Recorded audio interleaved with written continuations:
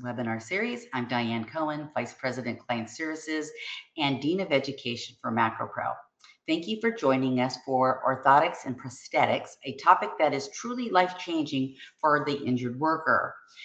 When the injured worker gets the right device, it is so important. It is life-changing for them.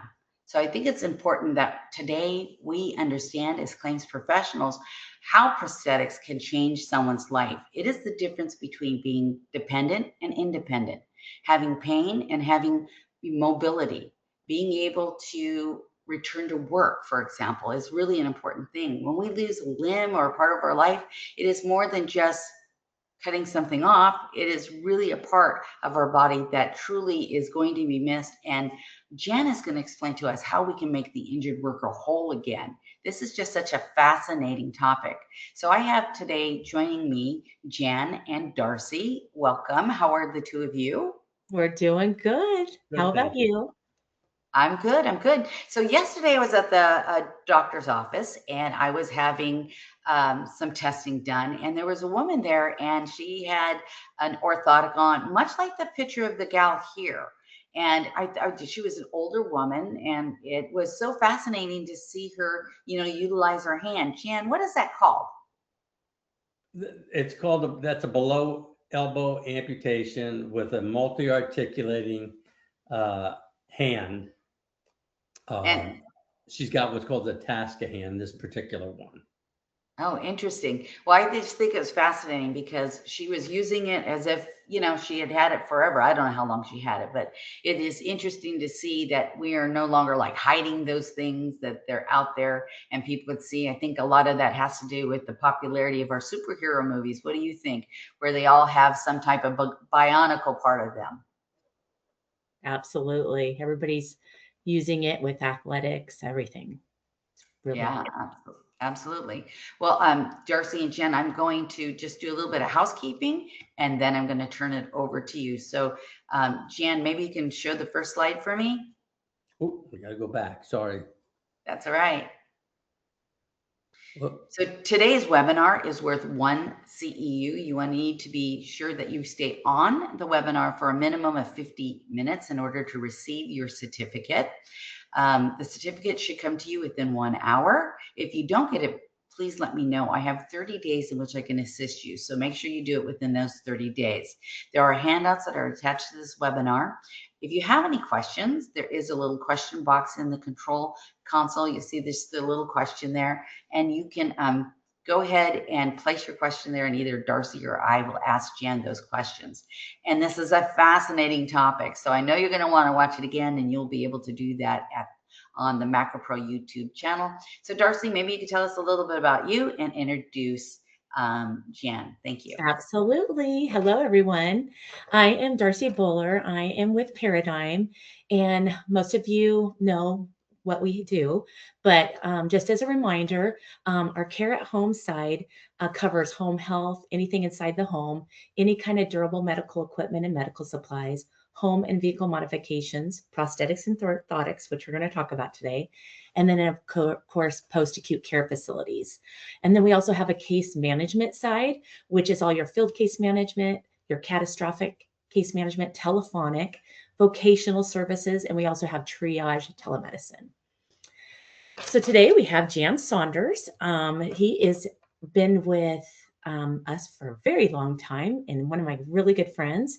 He has over 40 years experience with orthotics and prosthetics. He's had his own practices and he's made thousands of prosthetics. So he's very well versed with this. He can answer any question that you have. Jan lives in Florida, Orlando. He has a beautiful wife that he has been with for 53 years. In his free time, he enjoys 2 children and 7 grandchildren. And he also gets to enjoy the fireworks from Walt Disney World in his backyard. He's such a lucky guy. So go ahead. I'm going to turn it over to Jan Saunders, and he's going to talk about orthotics and prosthetics today. Thank you, Jan. Thank you, Darcy, and thank you for everybody allowing me into your homes and your offices to talk about prosthetics, which is a subject that I am just fascinated with. As you can see by the picture, that picture was taken some years back. My hair was darker, And I had 40 years experience when I took that. Actually, I've been doing this for 53 years, but I just hate to age myself all the time. So we'll move forward. When somebody goes to an amputation, the first thing that comes to the mind, and I've made over 14,000 prosthetic devices in my career. And so I've been there with these amputees. I've done prosthetics on the operating table. And so I know what they're thinking. I know what they're going through. And one of the things that, the first thing that hits them when they suffer an amputation or a doc tells them they're going to need to have an amputation is, how am I going to feed my family? The next question is my partner or my spouse still going to love me? Because I don't look the same. This guy here, this was at the Boston Marathon, lost both legs. He's not going to be the same, but we can restore him so that he can be functional and walk with his daughter and everything else. But along with that amputation comes a real mourning period. It's a mourn of a loss, just like a loved one. And so the one thing that I really want you to take away from this talk today is early intervention. Early intervention is not only the key to managing the cost drivers, it's the key to managing how the file is going to go. And what I mean by that is, let's say that I do hundreds and hundreds of pre-amputation consults. That's not a situation that always happens. A lot of times the amputation is done at the scene. Sometimes what will happen is it'll be a crushing injury and the surgeons are trying to save somebody's limb. And after a few days or a week or whatever, the doc said, listen, I think we're going to have to amputate this. This is the perfect time to get us involved. And why? Because I can reduce their anxiety. We are the ones, the doctors don't know what the whole process is through their prosthetics or how they're going to be able to rehab through this, but we can lay it out for them. We can let them know, here's what's going to happen at this point. Here's what's going to happen at this point. And your job right now is just to heal up through this thing and do well. And we're going to carry you through this whole process so that it's seamless. It is so overwhelming to a new amputee that having somebody who can navigate all this to them and knows all the answers and can tell them some of the scenarios. Like I've made 2 legs below the knee for a jet fighter pilot who went back to flying jets in the military, not as a jet fighter pilot, but as a transport pilot, wearing 2 prostheses. These are things that kind of help them see the light at the end of the tunnel that they can't see right after amputation. So how do we kind of help to manage the cost drivers? This is a lady. She's lost her leg below the knee. As you can see by the smile of her face, this didn't just happen a couple of days ago, but she's the model for this. What she's wearing is called the limb guard. And the limb guard, all the black material is just Velcro and padding. And the white material that you see there is a hard plastic. About 30% of all below knee amputees will take a slip and fall and within the first 90 days of their amputation. Why does that happen? Well, all the nerves that were attached to the lower leg, they're still attached in the brain. So as a scenario, somebody's sleeping in bed, middle of the night, they have to get up and go to the bathroom. Their mind's in a fog, and they get up and they go to step out and their leg is fully extended. And next thing you know, they hit the floor. And when they hit the floor, generally it breaks wide open. Well, that does 2 things. First of all, that's going to mean that they're probably going to need, in most cases, a revision surgery. That revision surgery is going to cost you between $60,000 to $70,000. Additionally, this is going to add probably 3 more months of wage loss for your claim, because the surgeon can't just sew it all back up together. Now they have to let it heal from the inside out. So a limb guard, which is about $700 to $800, depending on where in the country you are, You're in the insurance business. That's good insurance against getting hit with a major expense on your file. I can tell you that most docs don't even think about this because they're thinking about the surgery. But I can tell you that every single surgeon that I have ever called, and we oversee over 1,000 files a year for amputees. I can tell you that every surgeon I've ever spoken to said, do you mind if we put them in an amputee shield or a limb guard right away? They all say, that's a great idea, go ahead and do it. And also, if they're just laying in bed with their partner and they don't have a limb guard on, or they're sitting in a wheelchair and they go to make a turn and they bang the end of that residual limb, it hurts like crazy. So this is a very well protected environment. One of the other things that we do, we try to make sure that we stay ahead of the curve. And as you can see, the picture on the right is an amputee in the hospital, and that's a physical therapist who is wrapping the residual limb. As you can see, everything wraps into a V. But when the amputee is sitting in a chair, wheelchair, or they're laying in bed, their knee is doing this. They're micro moving. And as they micro move, that wrap will shift. And what happens is it loosens up on the bottom and it tightens up on top. And it actually can give them what is called choke stump syndrome. And what happens, they swell right back up. After somebody's amputation, generally the surgeons are going to remove the staples or the sutures within 10 to 14 days. And so what we always recommend is that the picture to the left is called a stump shrinker. We recommend to the surgeons, can we put those on a day after surgery, maybe 2 days after surgery? And what happens is you may think, boy, and a shrinker is nothing more than a compression stocking. So you may be thinking, well, boy, that's got to really hurt. Well, when it's first put on for about 3 or 4 minutes, yes, it does hurt. Because if you think of that amputated limb like a bag of water, the harder you squeeze the water, the more pressure you put against the sides. Well, what you have happening, you have all that water squeezing against all the nerve endings. So it's the quicker we can get the swelling to start to reduce, which it will start in about an hour afterwards, you'll see the level of pain will go down some. The level of medications will go down some.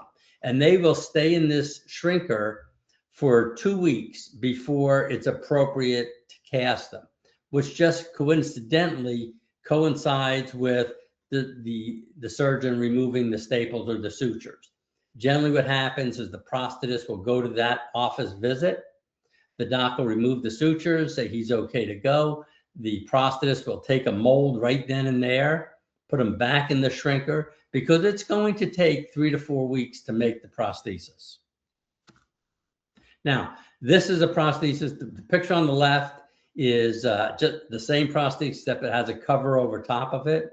I can tell you that in the past 15 years, most amputees are not wearing covers. Most amputees are having black futuristic sockets made, or some that have different graphics on them. And they're wearing their prosthetics today as a badge of courage. And I accredit that to all the movies that have come out about amputees, the commercials that include amputees, and people now are not worried about the cosmetics quite as much.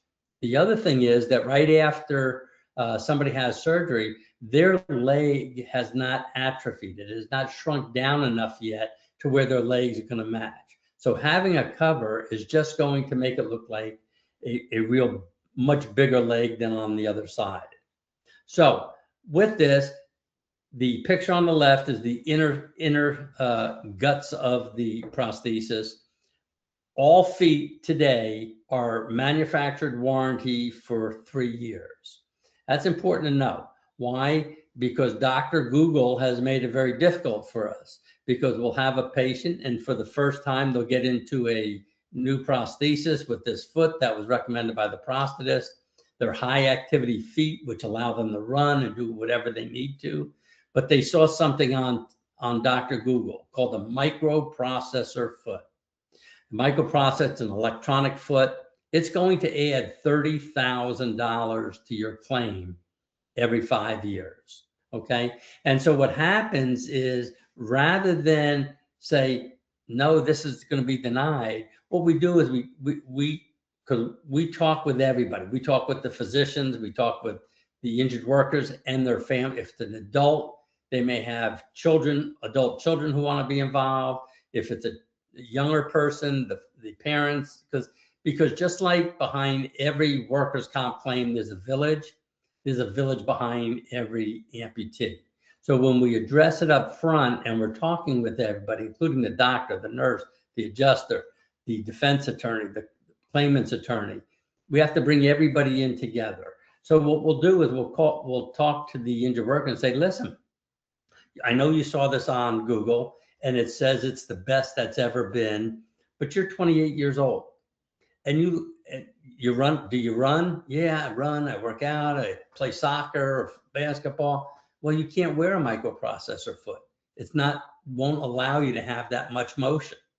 Additionally, if you live near the water, you like to go near the water, go fishing, it's not appropriate. Okay. But what'll happen is they'll want another foot. Let's say a year later, they say, hey, I saw this is the foot I want.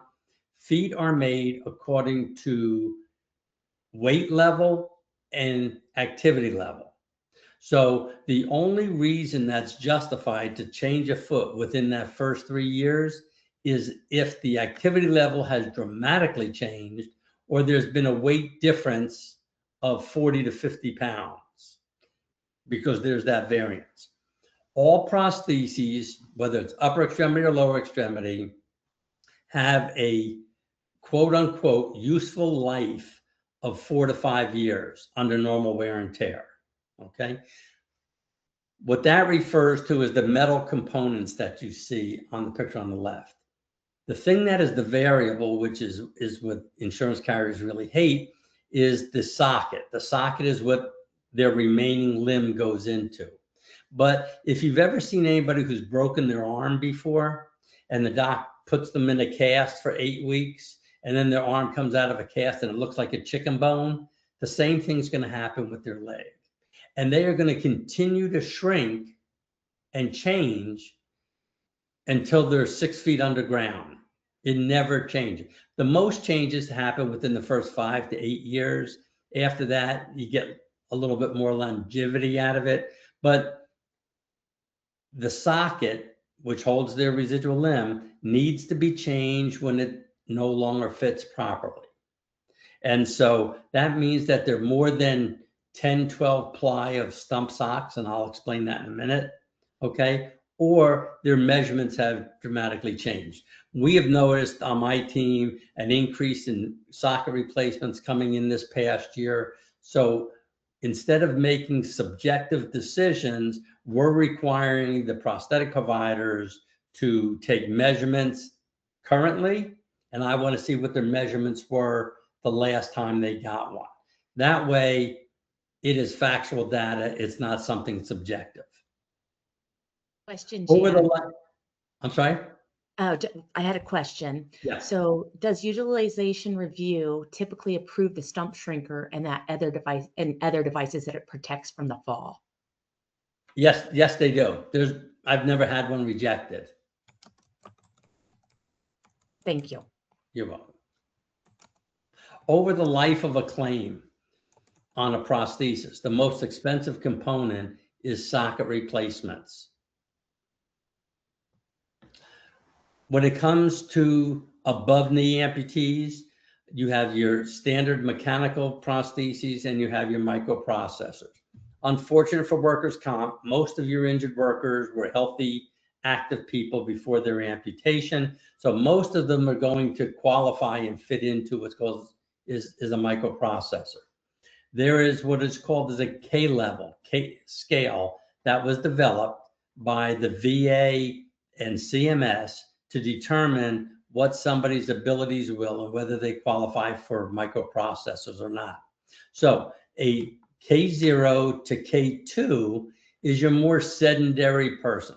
This is the person that they walk the same speed all the time. They don't run, they don't walk fast, they sit, they're very sedentary. And the reason that they qualify for a mechanical knee is the adjustment for that knee is done at the prosthetist office when they get the prosthesis. And it's like a metronome. It determines how high does the heel come up when they walk, and how long does it take for it to be fully extended, lower section, so that when they put their weight on it, it doesn't buckle. And so the speed of that always changes. And if you've ever seen somebody wearing a prosthesis and they're kind of like walking and hopping a little bit, it's because they're in a standard mechanical knee and they should be in a microprocessor knee.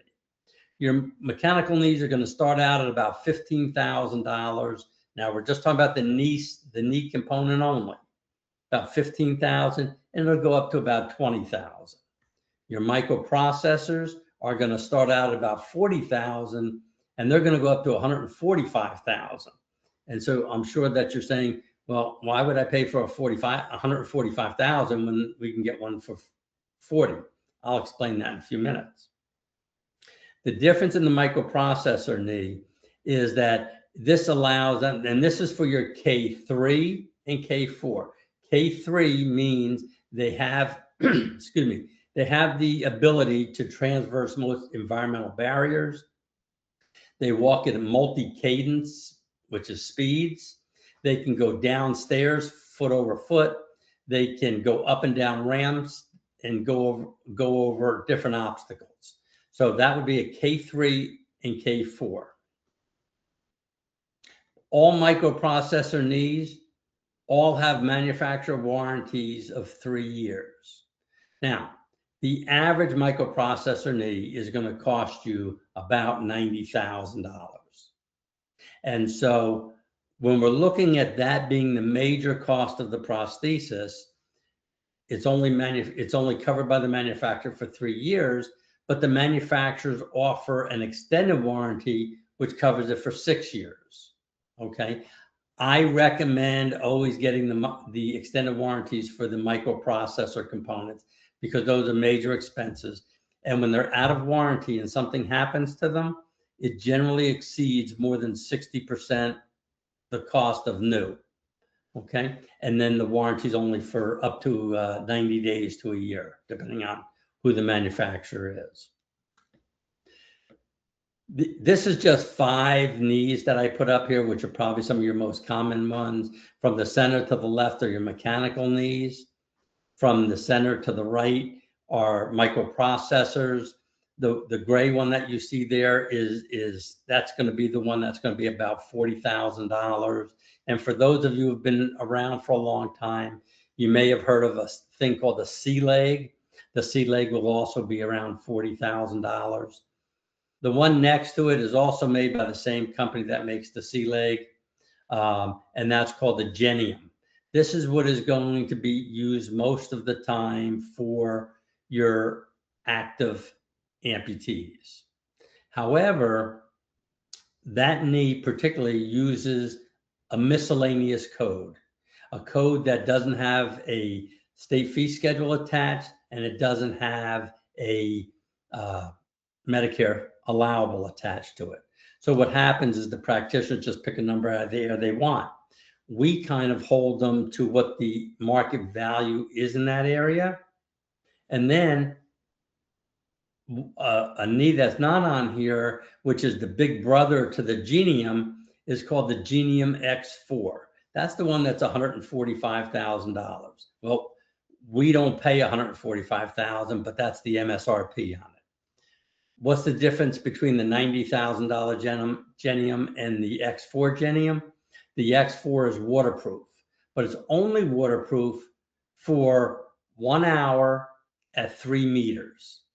So if somebody's going to stand in the pool for 3-4 hours, it's not going to be covered and it'll start to leak inside the electronics. Okay. I'm not convinced in most of the cases that the X4 is necessary. Okay. If somebody's on a boat and they fall in the water, great. They can get out and no problem to the knee. But since then, there's probably 70 or 80 different knees out now, and some of them are waterproof. And so when somebody comes up with a Genium or the Genium X5, X4, I always go back because I challenge the practitioners all the time. And being a practitioner of 53 years, it's hard for them to come back to me with a response that makes sense other than, well, I get to put a bigger check in my bank account. So, but there are cases. In Georgia, I have a guy who was a firefighter. He lost his leg and went back to being a firefighter, but he's not running into burning buildings anymore. He's working on the pumper truck. So because of that, he is constantly soaking wet. And I have another guy who owns about 4 or 5 car washes, does all the repairs himself. He's always in the water. On those cases, I go back to the adjuster and say, this is going to make sense, and here's why. And generally, they go ahead with it. But those are rare cases. When I get the Genium and I get the question for the X4 now, I go to the practitioner and I say, listen, why do we have to use the Genium, or why do we have to use the X4 when now there's other very, very good knees that have established L codes, established fee schedules, and simply, unless they can give a good concrete reason, we just tell them we're not going there. But there are some cases where it makes sense. I show you this for 2 reasons. First of all, the closer you can make a prosthesis to personalize it to somebody, and we're seeing it an awful lot now, the less trauma there is involved with the patient. It's more accepting. Here, this should have a cover on the foot shell, but it doesn't. I took this about 30 years ago. I wasn't thinking of using it for this slide, but the flames on there, this was a doctor, and he loved having flames. On his car, he had flames coming up the side of his race car. And so it's not that I was an artist. We just tell him, go out to Joann's Fabric, get a yard of fabric, and we'll go ahead and wrap it around. And then we just use clear resin, but it personalized it for him. As Darcy mentioned, I live in Orlando, Florida. When I was in private practice, I had a lady who works at Disney, at Pirates of the Caribbean. I probably made 20 legs for her over the years that I took care of her. And she has every skull and crossbones and pirate theme wrapped around her leg. Each time it's something different. She wears shorts because she now loves when kids come up to her and look at it and stare at it. And it's not a negative thing anymore, right? So when we talk about wearing their prosthetics as a badge of courage, I think that's really important. I had a fellow who owned an 18-wheeler. He was in a wreck. That's how he lost his leg, but he loved this truck. So he gave me a T-shirt that he had with a picture of the truck on front, and he wanted that on his leg. So it's easy to do, and it doesn't cost any more money to the carrier to do that. The real thing about this picture is that blue ball. That blue ball is called a rotator. It doesn't go on everybody. But when you go to move and you're standing there and I turn to the side, okay, my ankle moves a little bit, my knee gives a little bit, my hip gives a little bit. So you don't feel any stress at all. But when you're wearing a prosthesis and that foot is flat on the floor, you're doing this. And then you have to push against it. You create pressure. You turn back the other way, it's the same thing the other way. That rotator eliminates all of that pressure against their leg. So if you have somebody who's a bank teller, or you have somebody who is a shorter, somebody who's always going like this, that makes the difference of them being comfortable all day or miserable. One thing I want to tell you here is everybody should follow all of their follow-up visits.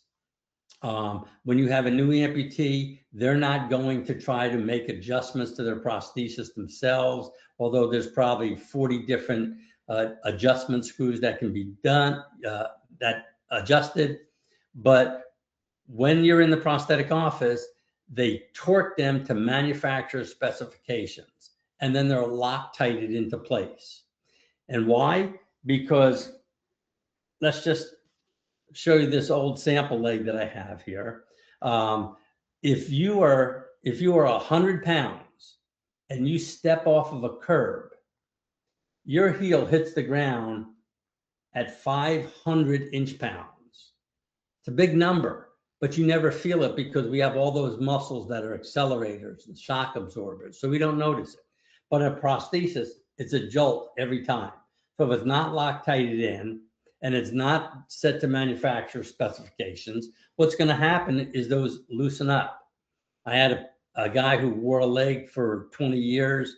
We did all the adjustments in the office, everything set. He goes home and he decides to change it.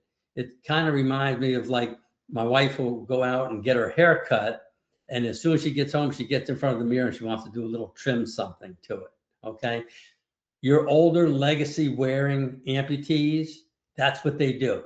They'll go home and they get their wrenches and they start to play with it. Well, this one patient of mine wore a leg forever. He was in New York City. He was going to step off of a bus.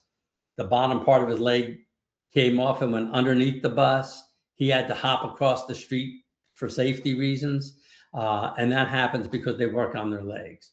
Your new patients aren't going to, your new amputees are not going to do that, but I promise you, your legacy people do.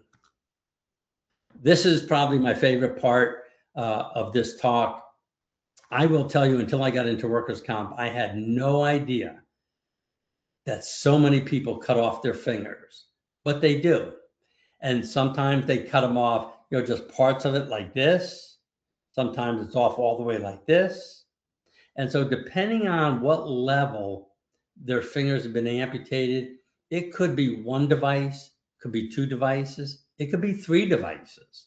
And so one of the devices would be if you have, let's say you have somebody who lost these three fingers and they're in a job where it's important for their hands to look normal, or they're going to events, weddings or whatever, they want their hands to look normal. Okay, it's important for them to have a silicone, anatomically correct silicone restoration. So I'm going to show you a couple of them. So here, these look pretty darn real. You can put fingerprints on them and they just slip on. Here's a thumb. And they slip on and they all come up right to the web space.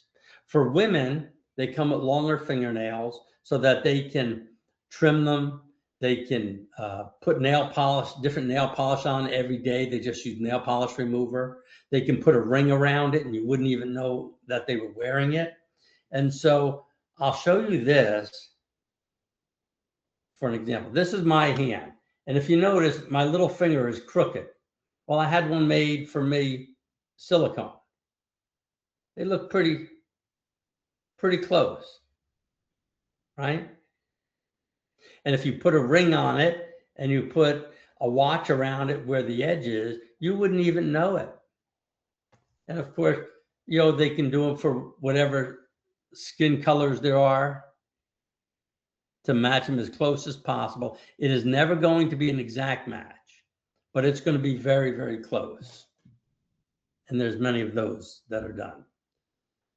Additionally, let's move up a little bit. If you have somebody who's lost their arm below the elbow, okay, those injured workers are almost always going to qualify for myoelectrics. What are myoelectrics? Myoelectrics work off of the brain signals. I'll explain to you how it works. Does anybody ever think of, if you hold your hand like this and you bend it, how does that happen? Or when I extend it, what makes that happen? Well, muscles react to electrical stimuli. So when I want to do this, my brain just sent a bolt of electricity to these muscles here. And when muscles have electricity introduced to it, it shrinks. And when I want to extend it, it sends a bolt of electricity here and it brings my wrist back up. Imagine how amazing the brain is to be able to do this all at the same time. It's just phenomenal. But that's how myoelectrics work. And that's why when somebody's electrocuted, they can't let go, because as soon as they touch electricity, everything tightens up. So This is an old style myoelectric that I made probably 30, 40 years ago. It's still hanging around. And you can look inside, and those are the electrodes. And so what we do is we place those over top of these muscles. And they pick up the electrical signals just like your muscles do. And so we use one side to open, one side to close. But on this hand, only 3 fingers. This is an old style. It only grips with the tips, 3 fingers. Now, the thing with my electrics, I can grab really easy and pull out of it. Or if I grab hard, which means right now it's starting to hurt, so I'm going to back off. But you can't pull out. So somebody who's wearing a myoelectric prosthesis, they can grab something as fragile as a cigarette ash and hold it without crushing it, or they can crack a walnut with it, because it's not on how strong they are, it's how long they hold that contraction to make it work. This is an old style hand. It's really not used much anymore, but if you have your legacy wearers who've been wearing it for 20, 30 years, that's what they're going to be wearing. Question. What has been out for quite some time is the multi-articulating hands. And you can see this hand has the ability, if you ever heard of something called an I-limb, this is an I-limb, but there's probably 30 or 40 different hands that are available, okay? And what happens is, I'm just going to use this because it's easy for me to, okay? You can see here, depending on, it grabs any shaped object, and the other fingers will just consider, right? And so when it comes time to hold an irregular shaped object, they're not grabbing with just the tips of 3 fingers. They're grabbing this thing solidly. And this thumb also is movable, okay? If you notice here, this silver tip, this is so that they can use an iPad as a capacitive tip. We have some construction workers who, I had a guy who ran heavy equipment. His company bought him his own tractor that was set up with iPads inside. That we worked with the company when they were making this tractor, so they could get it set up for him. This guy works a big old tractor with his arms because he can use the iPad to make it work. And so these are extremely reliable. These are also microprocessors. The most expensive part about these is the multi-articulating hand, okay? So when you buy one of these, you want to look at the extended warranty. This carries a 2-year warranty. Most articulating hands do carry a 2-year warranty. We want to extend it to at least 5 years, so you get the extended warranty with it, okay? Now, one thing about this is very often somebody will get a hand and a hook. Well, the hand is great, but if you're trying to work at something, let's say where my finger is now, you can't see it because the hand blocks it. With our hands, we can move it so easily, okay? So what happens is, for fine, small tasks, they may prefer to use the hook. Well, they don't need a whole new prosthesis. All they do is you just take it and you turn it like that, and then let's say, use your imagination that this is a hook, it just pops back in place, and that's how quick they can change from a hook to a hand. Jan, we have a few questions. Yes. One is, how functional are the silicone fingers? Can they grip, etc.? Okay, no. Silicone fingers are, some companies like to say that they're functional, okay? The only function they have is to use as an opposition post. So let's say that this was a silicone finger. The only function that has is I can use the other fingers to push something against it, okay? But they have no movement or function more than your finger has. Okay. Okay. And then the other question. Go ahead, I'm sorry. What about MCP joints for fingers? Oh, MCP drivers, yes. So when I was talking about some fingers that, could be like this, they're cut off right here. as long as they have this part of their finger, those are MCP drivers. Now, I don't know if you've ever seen one, and I don't have a picture of one here, but MCP drivers, if you look at them, you would think that it should cost $25. Okay. Actually, they're about $25,000. Okay. They are amazingly engineered. And I will tell you that I have injured workers that I oversee who are missing 4 fingers like this, and they use MCP drivers, and they're in construction, and they're banging hammers, and they're laying brickwork. MCP drivers are phenomenal as far as restoring function. Thank you. You're welcome. Okay, so when you're doing, when you're looking at possibly doing myolectomy, we have to make sure we do our due diligence. We have to make sure they have the signals. We have to make sure they have the proper therapy as well before we move forward with them.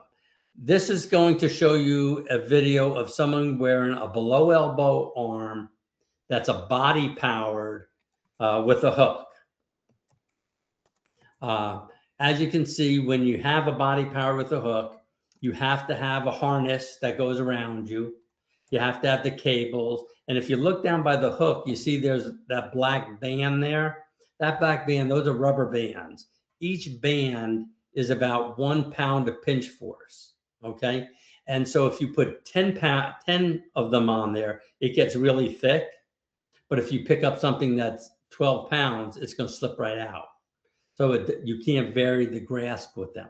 But those are good for some small tasks. The other thing is, when you look at him doing this, this guy's been wearing this arm for a long time. It doesn't look as though he's using gross body motion, but they have to lock one side and hold it tight and then reach out to open it. And then they come back, release it back. This is the motions they use. Okay. So that uses gross body motion. But those are really good as a backup arm, because if we're going to get into myoelectrics, which are expensive, and we'll go over that in a minute, I don't want somebody going deep sea fishing with an electronic arm. I don't want them changing their oil or digging in the backyard with it, because if things break there, it gets very expensive. We're talking about thousands of dollars. When you're talking about the body powered arm, you're talking about hundreds of dollars for repairs. Body powered arm like this is probably going to be about $12,000, $13,000, where the myoelectric may be 85 to 100,000. So we want to make sure that we protect it well.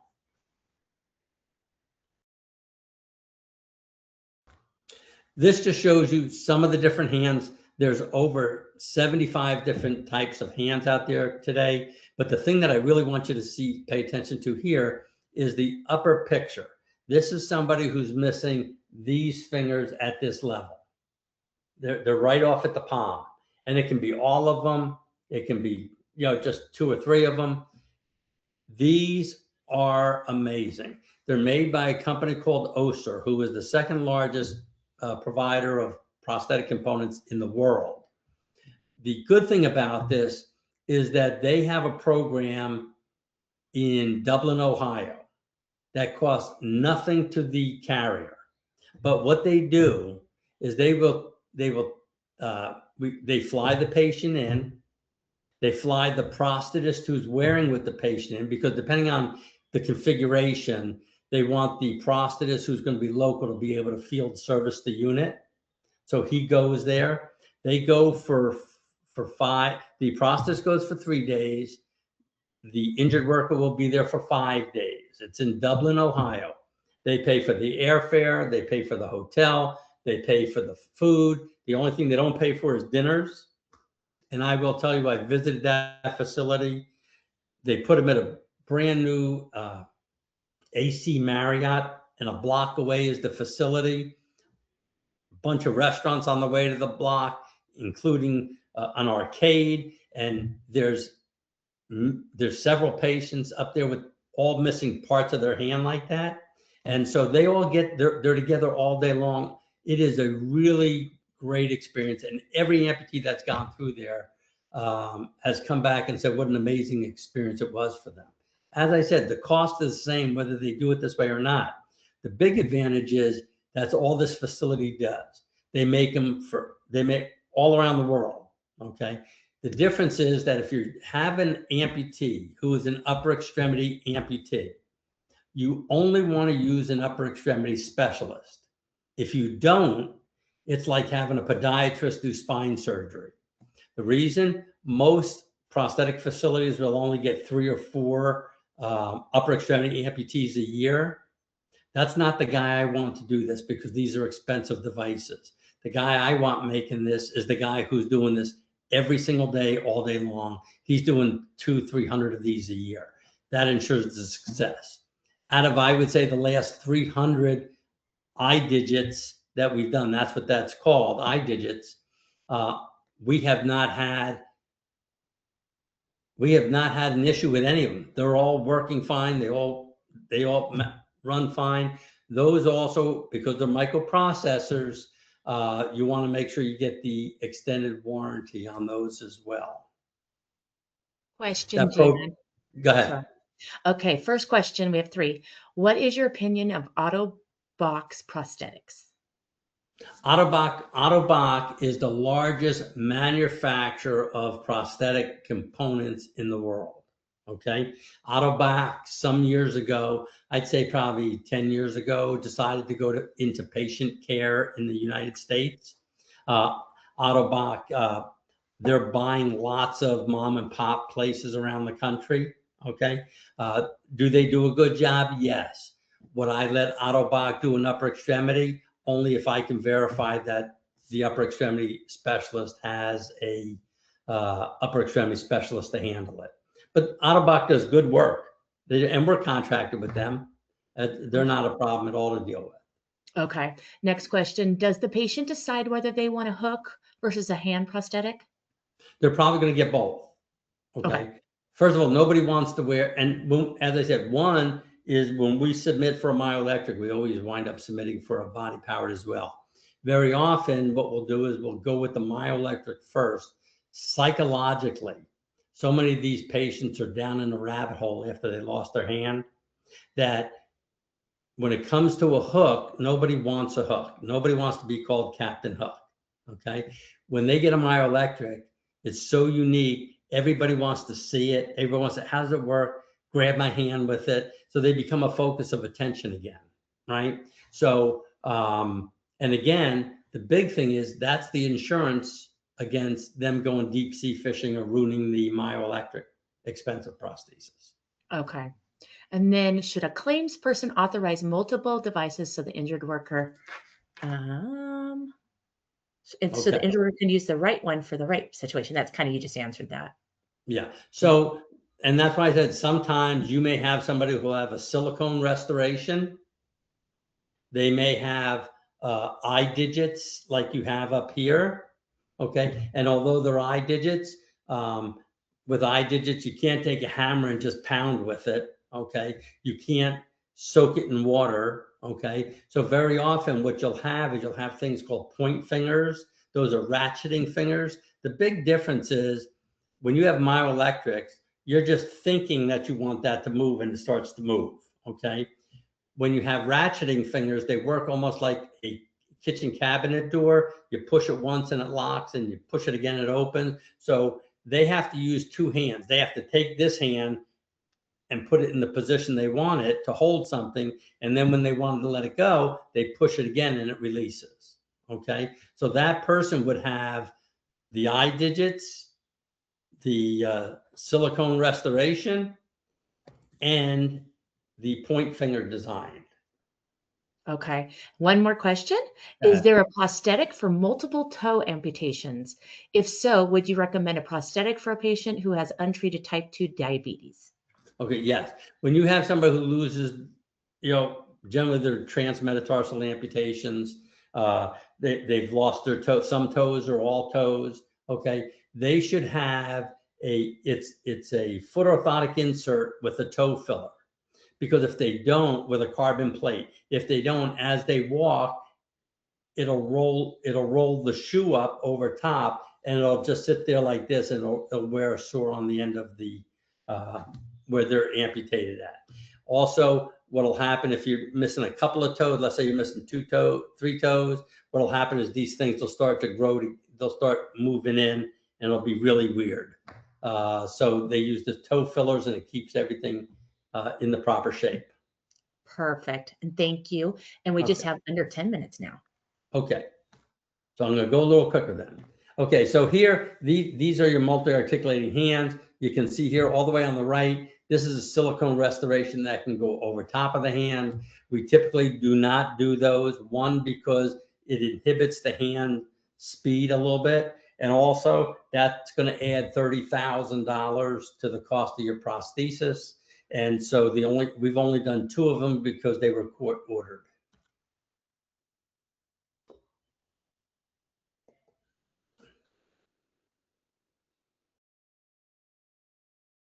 I knew I wanted to always model, even when I was a kid. Are you able to hear this, Darcy? Like dress up. I always put on makeup. Yes. Okay. Makeup, fake photo shoots. I was just a ham for the camera. So I just knew that was something that I kind of wanted to do. And I remember my mom would take me to New York City. And I just remember casting director saying, there's no chance that you'll ever have a career in this industry. I mean, you're technically handicapped. That was really hard for, a 13-year-old to kind of take in. And so I kind of gave up after that. It wasn't until, I was 22 or 23 that I decided that maybe I should give it another shot. And having the prosthetic hand has made a world of difference. People notice me now, people recognize me, and it's just skyrocketed now. So the thing that's important there is, one, this is a runway model.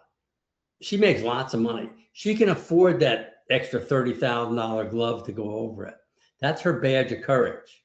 Okay, and that's what she's accepted. And I think that's fantastic.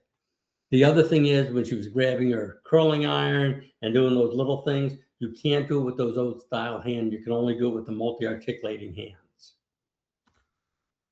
Okay, so now we're going to talk a little bit about osseointegration. This is something new technology, and most people think new technology means higher cost.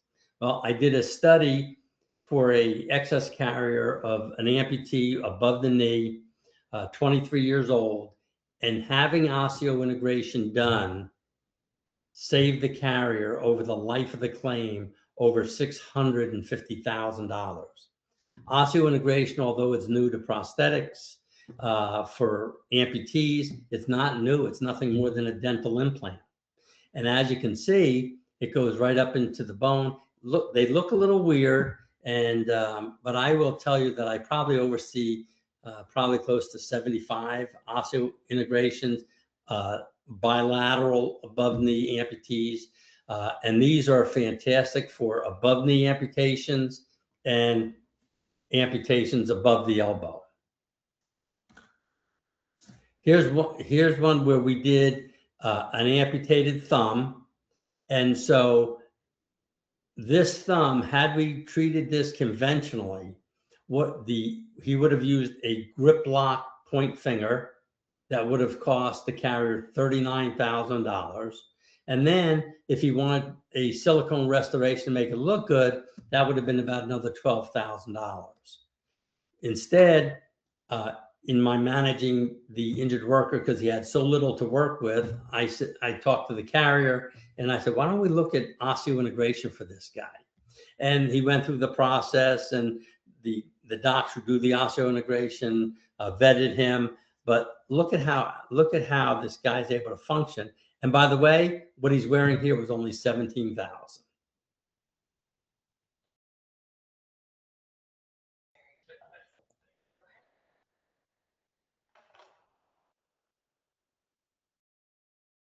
So he's got decent function there.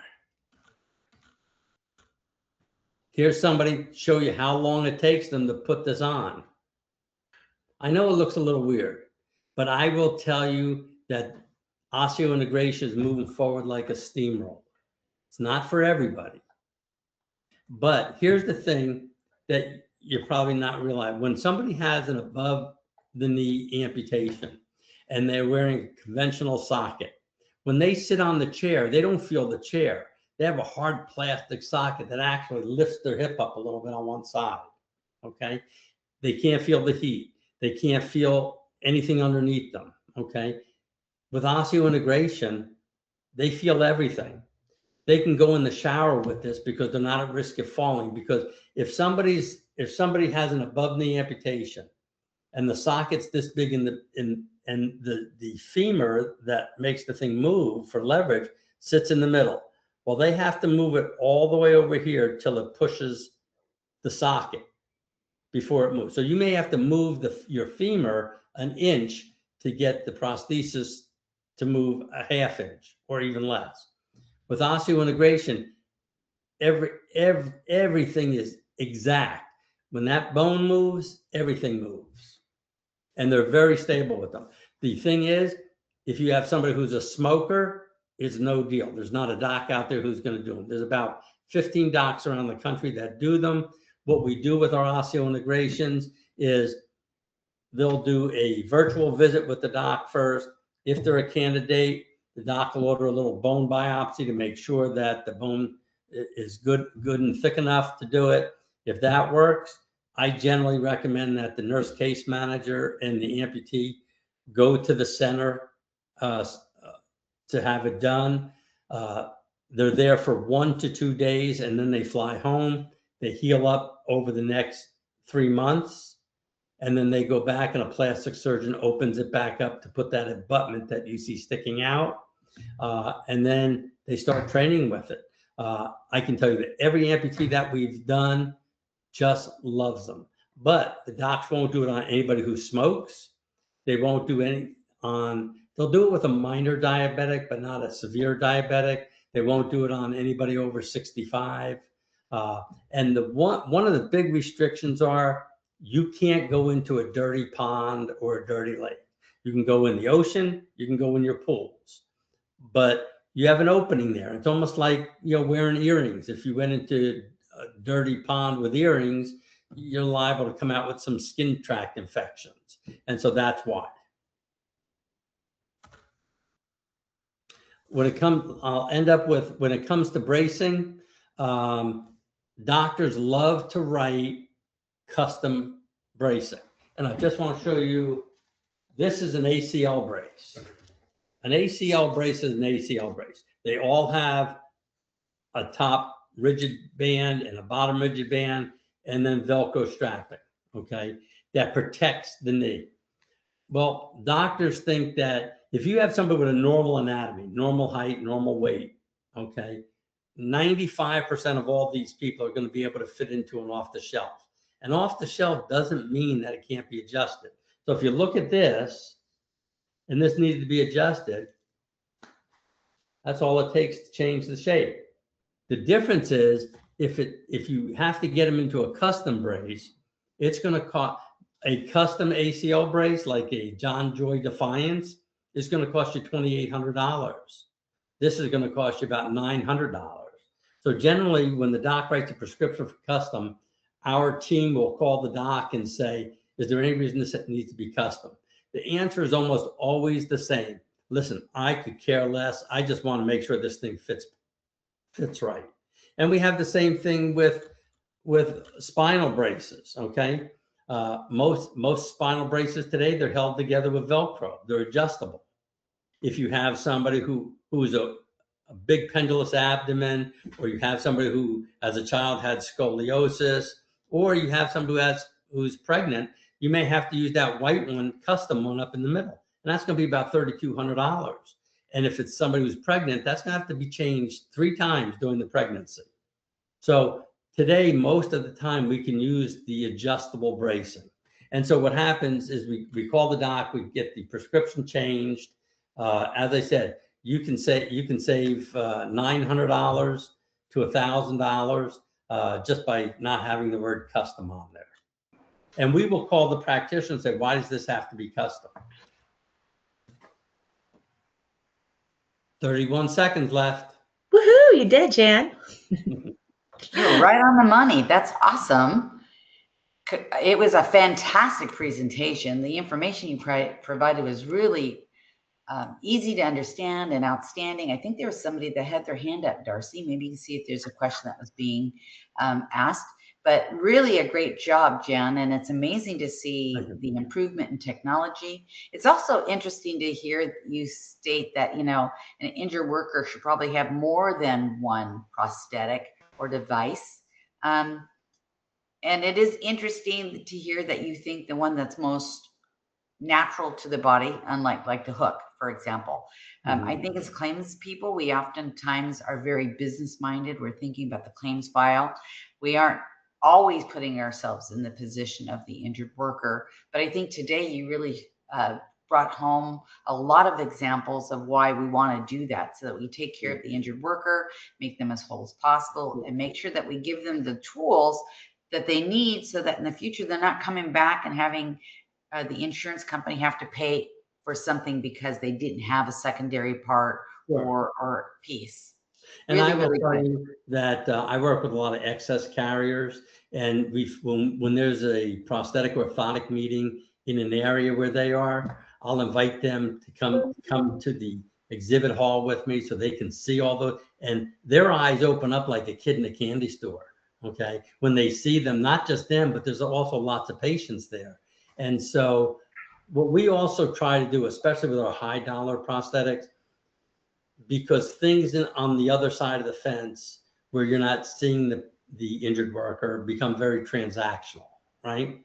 And Right. so after somebody gets their prosthesis, they get that myoelectric, they get the eye digits. I get short videos that I send to the adjusters, and they're just saying, "Oh my God," because you want to know what you're spending your money on is really improving their life, right? So I'll leave it one more thing, is that if anybody wants to go on YouTube and look up making lunch with eye digits, that's IDIGITS, okay? You'll see a guy on there, he's got no fingers and he's trying to make his lunch and get in his cabinet, get the dish down, hold the pot, and you could just feel his struggle. And then he puts on those eye digits we were talking about, and he does it just as good as we do with 2 hands. They're amazing.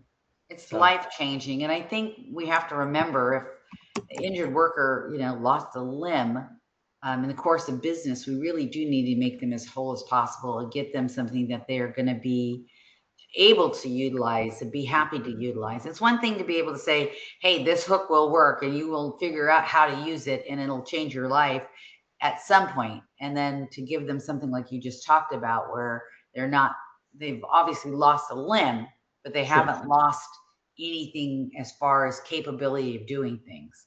yeah. Well, thank you for bringing that. Yeah, disability for prosthetics. I had a 18-year-old surfer who lost his leg, came to me the first time I saw him. He said, "If it is to be, it is up to me." And every amputee I do that. We're going to give you the stuff to do it, but you can't think disability. You have to push through it, and they do. Thank you. Darcy, Thank do we have you. any other questions? It looks like everybody said this is great information, no other questions, but I will definitely, you're going to be sending out the presentation, correct, Diane? No, it's attached. They can. Okay. Okay, It is so attached, the but everybody now, wanted to just get the referral information. So I guess I'll get the attendee list from you, and then I'll just send everybody the. yeah. So no, just let's give them that, because for most of you probably don't know this now, but email addresses are part of protected information, as far as being able to, you know, to identify somebody based off of that. So we have to be really careful about who we share it with. So if somebody would like, make sure that you provide yours. Darcy, where can they reach out to you? I'm going to put it right in this chat right now. And then the handout information is available. So you'll see on the control console a little piece of paper with a paper clip.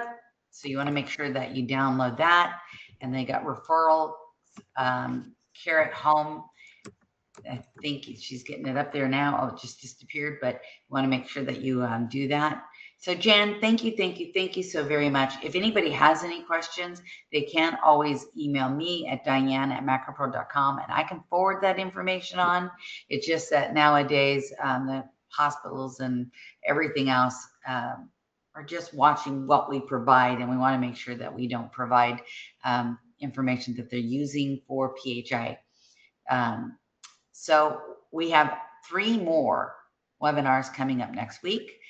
So if you haven't signed up for those already, please do. We have great topics. They're all medically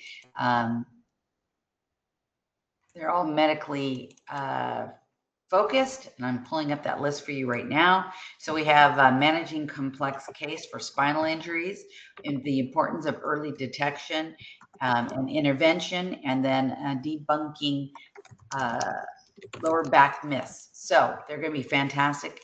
Go to macropro.com and register for those. Thank you again for a phenomenal presentation.